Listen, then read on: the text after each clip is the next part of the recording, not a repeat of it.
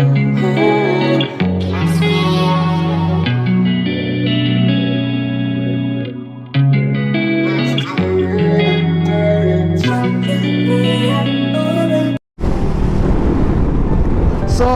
yun, nag-ECQ ang Cavite. Matagal tayong natenga, hindi kasi talaga tayo na halos naglalabas ngayon. It's time, medyo tahimik dito sa lugar ng Vermosa ngayon. Try lang natin na i-review yung X-Max 300. Alam ko matagal ko nang ginagamit to, pero ngayon ko lang i-review kasi gusto ko rin pag nag-review medyo nagamit ka na, hindi lang to basta yung review lang na inano mo. Syempre mas maganda yung nagamit mo na matagal at alam mo na kung paano, 'di ba?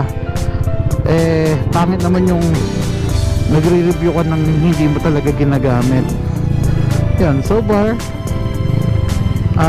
dito nga sa Vermosa, tamang review lang.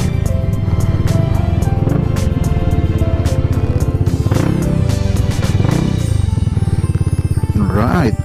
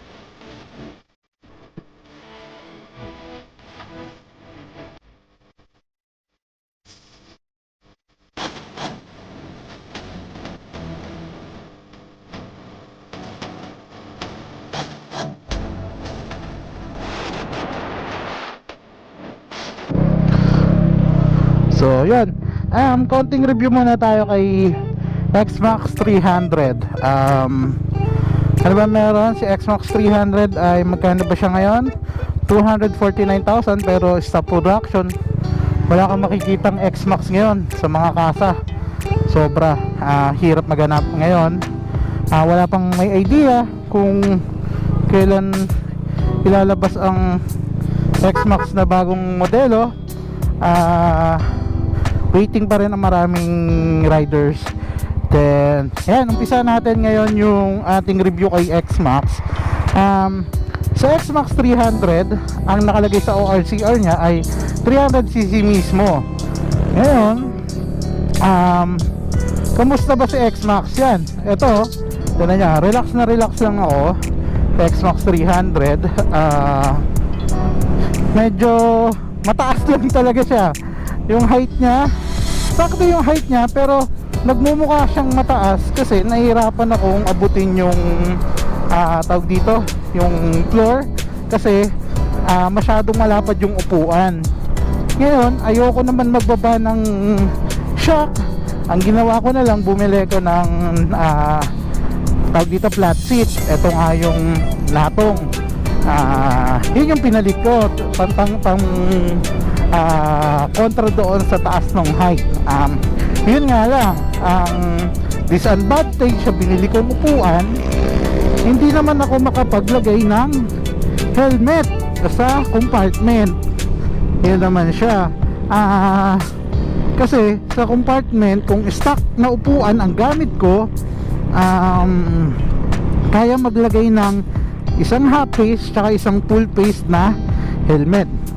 Yan, kung medyo may pera ka naman, merong nabibili ng mga comfort seat, yung mga uri talaga na upuan, mga worth 19,000, 20,000. Yun, nakakasya doon yung kasya doon yung helmet, tsaka yun, yung dalawang helmet, yung half face and full face. Yun, pero ngayon, ito yung sa mga worth 5,000, 6,000 na flat seat, hindi kakasya yung ating helmet. Ngayon, so ito naman tayo sa fuel consumption niya. Pag city driving kasi, nagiging average ko sa X-Max 25 to 26 kilometer per liter. Ngayon, na-experience ko na siya sa long ride, pumalo naman ako ng 32 kilometer per liter. Medyo okay na rin siya sa 300cc, diba? Yun, maano na rin, actually ako natitipiran na rin ako sa kanya kasi naka 300cc naman tayo. Then ano pa ba, anong meron pang kakaiba kay X-Max 300? Si X-Max 300 naka ABS na, naka keyless, tapos meron siyang traction control. Wala nga lang mode 1, mode 2, regular traction control. Yung traction control, isang safety feature yan ng mga big bike, diba? Anti-slide yan eh. Anti-sem lang, yung mga ganon. Malaking bagay sa motor kung meron tayong TCS. Sobrang laking tulong neto. Yan, especially pag umuulan, medyo pangit yung kalsada, mabuhangin yung kalsada, malubak yung kalsada. Yun, yung TCS, check nyo na lang kung ano ba yung TCS, diba?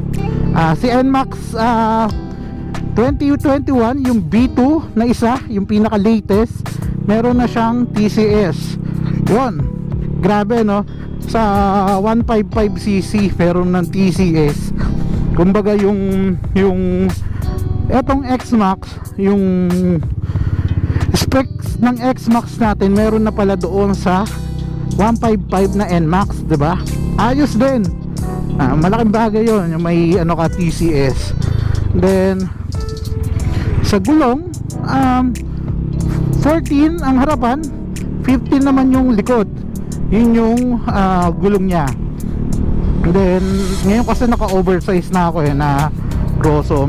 Medyo mas maganda yung takbo niya dun sa Rosso na oversize compared dun sa stock na tires niya. Kasi yung stock tires, konting yung parang guhit lang sa gitna, nararamdaman mo yun, parang dumadadoy dun yung gulong mo. Yan, so I suggest na magpalit kayo ng gulong. Tapos yan, sa shock naman, okay na yung shock niya. May adjuster din yun, o yung stock shock niya. Yun, nagano lang ako, nagpalit lang tayo from YSS, medyo nakaipon, nag-Odins na tayo. And quality yung quality naman yung all-in. Yan, so far, ano pa bang kailangan nating sabihin kay X-Max 300? Pambiyahe ba siya? Yes sir, pambiyahe po si X-Max, masarap ipambiyahe ito. Yun nga lang, may kabigatan si X-Max. Kung hindi ka sanay, baka possible tumumba ka. Kaya importante na makuha mo yung standard height mo para sa kanya. Pwede rin mag 335mm ka na shock or 305 standard shock ni Aerox naman. Yun, yun lang naman ang kay medyo mabigat. Ang disadvantage lang talaga kay X-Max tawag dito, ang disadvantage kay X-Max 300, hindi lang nadadaan sa expressway. Yun lang, hausat, diba? Yun lang naman. So far, the rest, okay si X-Max sa akin, walang problema. Kaya hindi ko rin siya nire-review nga kasi gusto ko matagal ko nang ginagamit. Yan, matagal ko nang ginagamit, hindi lang yung binili ko siya tapos re-reviewin mo na. Hindi, gusto ko yung motor kasi pag ni-review, matagal ko na nagamit, ilang buwan ko na nagamit ko na sa long ride, nagamit ko na sa city driving. Yun, okay siya sa tapos maintenance, eto guys, sa 300cc maintenance neto halos same lang ng NMAX sa Aerox na maintenance. Pinagkaiba lang 1.5 yung oil neto, compare mo naman sa Aerox or NMAX na 900 ba o 800, yun. Yun, medyo okay siya sa maintenance. Wala kang problema, hindi tulad to ng mga big bike na pag nag-maintenance na kailangan mo ready ng 2,500, 3,000. Yan. So yun, meron pa ba tayong nakalimutan for XMAX 300 na review? Siguro ngayon ang hirap lang maghanap talaga ng brand new kasi wala talaga, ang daming tropa nag ano ng XMAX 300 na brand new kaso wala nga makuha. Ayun, tingnan natin kung may dadating. Actually marami naghihintay ng XMAX 400 pero hindi ako isa doon kasi wala akong pambili. Yan, kasi alam naman natin na pag lumabas dito yan, mataas ang presyo niyan. Yan, so hindi ako haters, ang sinasabi ko lang wala akong pambili. Pero sino bang aayaw sa XMAX 400, diba?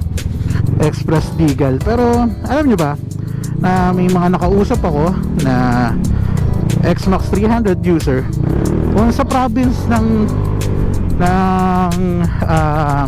Mindanao, Luzon, halos hindi nila kailangan yung 400 pataas. XMAX 300 sapat na.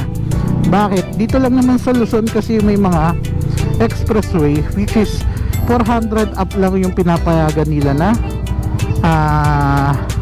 motor na pwedeng dumaan sa mga expressway. Yun lang disadvantage na talaga.